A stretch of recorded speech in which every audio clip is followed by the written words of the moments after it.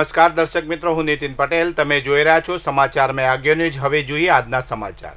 રાજ્યભરમાં આંગણવાડી કાર્યકરો અને તેડાગર બહેનોએ પોતાની પડતર માગણીઓને લઈને સરકાર સામે આંદોલનનું શસ્ત્ર ઉગામ્યું છે, જેના ભાગરૂપે આજે મહેસાણા જિલ્લાની મોટી સંખ્યામાં આંગણવાડી બહેનોએ એકઠા થઈને ઉગ્ર વિરોધ પ્રદર્શન કર્યું હતું. શહેરના ઐતિહાસિક મહાત્મા ગાંધી બગીચા ખાતે મોટી સંખ્યામાં ઉમટી પડેલી બહેનોએ સરકાર વિરોધી સૂત્રોચ્ચાર કરી પોતાની વેદના વ્યક્ત કરી હતી. આંગણવાડી બહેનોએ આક્ષેપ કર્યો હતો કે સરકાર દ્વારા મોબાઈલ એપના માધ્યમથી ઓનલાઈન કામગીરીનું ભારણ વધારવામાં આવ્યું છે. બહેનોએ પોતાના અંગત ખર્ચે મોબાઈલ ખરીદીને સરકારી કામગીરી કરવી પડે છે, જેની સામે સરકાર ન તો નવા મોબાઈલ આપે છે કે ન તો કોઈ આર્થિક સહાય. બહેનોની મુખ્ય માગણીઓ એ છે કે કાર્યકર અને તેડાગર બહેનોને વર્ગ 3 અને 4ના કર્મચારી ગણી કાયમી કરવામાં આવે, ન્યૂનતમ વેતનના બદલે સન્માનજનક પગાર ધોરણ અને બઢતી આપવામાં આવે, હાઈકોર્ટના ચુકાદાનો તાત્કાલિક અમલ કરી પગાર વધારો કરવામાં આવે. આજે બહેનોએ રેલી સ્વરૂપે જિલ્લા કલેક્ટર કચેરી પહોંચી આવેદનપત્ર પાઠવ્યું હતું. મહેસાણાની બહેનોએ ચીમકી ઉચ્ચારી છે કે જો સરકાર વહેલી તકે તેમની માગણીઓ નહીં સંતોષે તો તેઓ આ લડતને સુપ્રીમ કોર્ટ સુધી લઈ જશે અને આગામી સમયમાં ગાંધીનગર અને દિલ્હી સુધી ઉગ્ર આંદોલન કરશે. સોશિયલ મીડિયાના માધ્યમથી અજાણ્યા વ્યક્તિઓ સાથે મિત્રતા કરવી સુરતની એક યુવતી માટે આઘાતજનક સાબિત થઈ છે. લગ્નની લાલચ આપી દુષ્કર્મ આચર્યા બાદ અંગત પળોનો વિડીયો ઇન્સ્ટાગ્રામ પર વાયરલ કરનાર મહેસાણાના શખ્સને મૈધરપુરા પોલીસે દબોચી લીધો છે.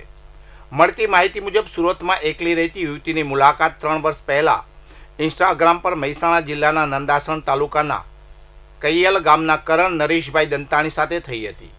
વાતોમાં મિત્રતા ગાઢ બની હતી અને કરણે યુવતીને લગ્ન કરવાની ખાતરી આપી વિશ્વાસમાં લીધી હતી.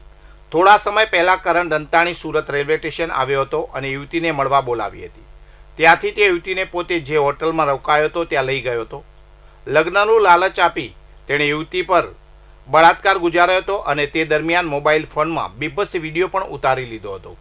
આ ઘટના બાદ કરણે યુવતી સાથેના સંબંધો તોડી નાખ્યા હતા. ગત 3 ફેબ્રુઆરીના રોજ આરોપી કરણે યુવતીને બદનામ કરવાના ઈરાદે પેલો અંગત પળોનો વિડીયો ઇન્સ્ટાગ્રામ પર અપલોડ કરી દીધો હતો. આ કૃત્યથી હેપતાઈ ગયેલી યુવતીએ તાત્કાલિક મૈધરપુરા પોલીસ મથકમાં ફરિયાદ નોંધાવી હતી. પોલીસે આ મામલે બળાત્કાર અને આઈટી એક્ટની વિવિધ કલમો હેઠળ ગુનો દાખલ કર્યો હતો. ટેકનિકલ સર્વેલન્સના આધારે સુરત પોલીસને જાણ થઈ હતી કે આરોપી કરણ દંતાણી મહેસાણામાં છુપાયો છે. મૈધરપુરા પોલીસની ટીમે તાત્કાલિક મહેસાણા પહોંચી આરોપીને ઝડપી પાડ્યો હતો અને સુરત લાવી કાયદેસરની કાર્યવાહી હાથ ધરી છે. સિદ્ધપુર તાલુકાના નાગવાસણ ગામના એક વૃદ્ધના વસાઈ ગામે શિવશક્તિ હોટેલ પાસે થયેલા ગમખ્વાર અકસ્માતમાં કરુણ મોત નીપજ્યું છે. ભત્રીજા અને ભત્રીજીના લગ્નમાં હાજરી આપવા જઈ રહેલા વૃદ્ધને પૂર ઝડપે આવતી વરના કારે ટક્કર મારતા તેઓએ ઘટના સ્થળે દમ તોડ્યો હતો. આ મામલે વસાઈ પોલીસે કાર ચાલક વિરુદ્ધ ગુનો નોંધી વધુ તપાસ હાથ ધરી છે. નાગવાસણ ગામના વતની ઠાકોર હીરાજી બાબુજી પોતાના કાકાનું બાઇક GJ02 CB 7028 લઈને વડસમા ગામે જઈ રહ્યા હતા, જ્યાં ગઈકાલે સવારના 10:01 વાગ્યાના સુમારે જ્યારે તેઓ વસાઈ ગામ પાસે આવેલી શિવશક્તિ હોટલ પાસેથી પસાર થઈ રહ્યા હતા ત્યારે સામેથી પૂર ઝડપે આવી રહેલી લાલ કલરની વરના ગાડી GJ02EA 0115ના ચાલકે તેમને જોરદાર ટક્કર મારી હતી. આ અકસ્માત એટલો ભયાનક હતો કે હીરાજી ઠાકોરને શરીરે ગંભીર ઈજાઓ પહોંચતા તેમનું ઘટના સ્થળે જ લોહી લુહાણ હાલતમાં મોત નીપજ્યું હતું. અકસ્માત સર્જીને કાર ચાલક પોતાની ગાડી મૂકીને ત્યાંથી નાસી છૂટ્યો હતો. આ ઘટના અંગે મૃતકના પુત્ર મુકેશજી ઠાકોરને જાણ થતાં તેઓ તાત્કાલિક ઘટના સ્થળે દોડી આવ્યા હતા. તેમણે જણાવ્યું હતું કે વડસમા પાસે આવેલા શંકરપુરા ગામે તેમના કાકાના દીકરા દીકરીના આગામી 13 અને 14 તારીખે લગ્ન હોવાથી પિતા ત્યાં રોકાવા માટે જઈ રહ્યા હતા. જોકે ખુશીના પ્રસંગ પહેલાં જ આ અકસ્માતે પરિવારની ખુશીઓને માતમમાં ફેરવી દીધી છે. વસાઈ પોલીસે મુકેશજીની ફરિયાદને આધારે અજાણ્યા કાર ચાલક વિરુદ્ધ ગુનો નોંધી તપાસ તેજ કરી છે. મહેસાણા જિલ્લાના કડી તાલુકામાં ગૌવંશની કતલની એક અત્યંત ચોંકાવનારી અને હૃદયદ્રાવક ઘટના સામે આવતા સમગ્ર પંથકમાં ચકચાર મચી ગઈ છે. અલદેસણ રોડ પર આવેલા એક ફાર્મ હાઉસ નજીક ગત તારીખ 11 ફેબ્રુઆરીની મોડી રાત્રે ગૌરક્ષકોએ પાડેલા દરોડા દરમિયાન કતલ કરાયેલી ગાયોના મૃતદેહો અને હથિયારો મળી આવતા ગૌભક્તોમાં ભારે આક્રોશ ફાટી નીકળ્યો છે. છેલ્લા ઘણા સમયથી કડીના અલદેસણ અને જાસલપુર રોડ આસપાસ ગૌવંશની કતલ થતી હોવાની ફરિયાદો ઉઠી રહી હતી. આ અસામાજિક પ્રવૃત્તિને ખુલ્લી પાડવા માટે ગૌરક્ષકોની ટીમ છેલ્લા કેટલાક દિવસોથી રાત્રિના સમયે આ વિસ્તારમાં રેકી કરી રહી હતી.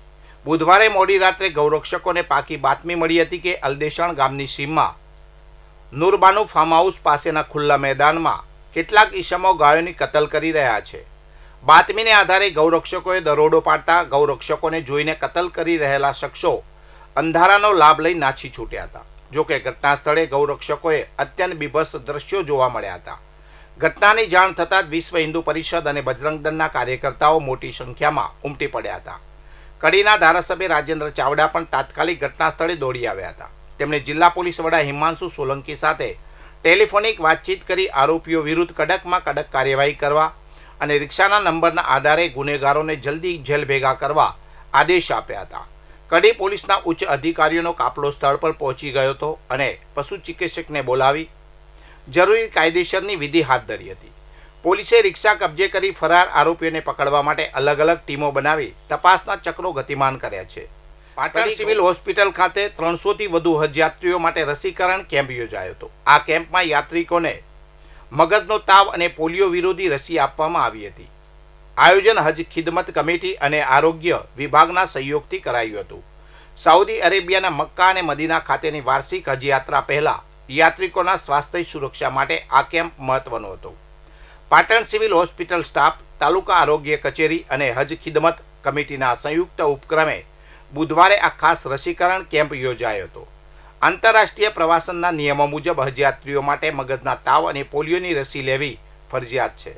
રસીકરણની સાથે સિવિલ સર્જન દ્વારા તમામ યાત્રિકોની આરોગ્ય ચકાસણી કરવામાં આવી હતી.